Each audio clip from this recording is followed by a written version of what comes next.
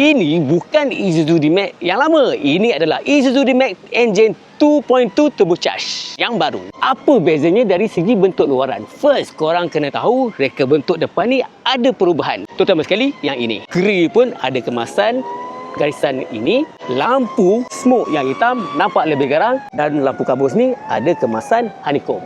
Ring 18 inci, rekaan baru.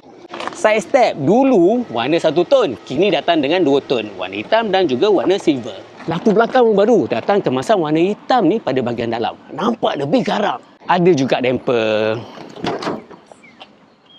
Nak angkat pun tak berat sangat.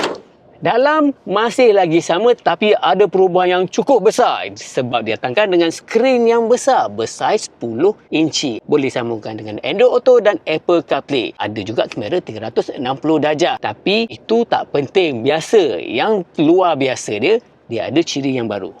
Yang ini, pitching dan rolling. So kalau kita masuk off-road, senanglah kita boleh tahu angle kenderaan depan, belakang dan kanan kiri. Kalau terlebih macam ni, terbaliklah dia. Benda ni boleh menyelamatkan kamu. Steering balutan kulit, ada kemasan benang warna kelabu termasuk tempat duduk. Tempat duduk ni pun bila saya duduk memang selesa lah. Didatangkan dengan kemasan warna piano black, terutama sekali pada kulit pintu dan juga bahagian papan pemuka ni. Yang saya paling suka dengan Isuzu D-Max ni, dia banyak kompartmen.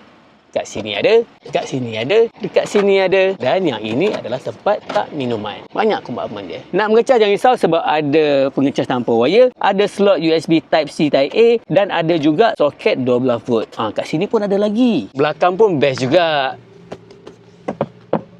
Ada perehat tangan, 2 cup holder, ada slot USB lagi, ada sistem penyamaan udara dan ini adalah ruangan simpanan. Ada juga penyangkut teh tarik maksimum 4 kilo. Banyak Isuzu D-Max double cab ni dengan menggunakan enjin 2.2 liter. Yang ini premium. Ada juga Isuzu D-Max 4x2 Auto Plus. Ada juga Isuzu D-Max 4x4 standard termasuk auto dan juga manual. Untuk double cab harga dia bermula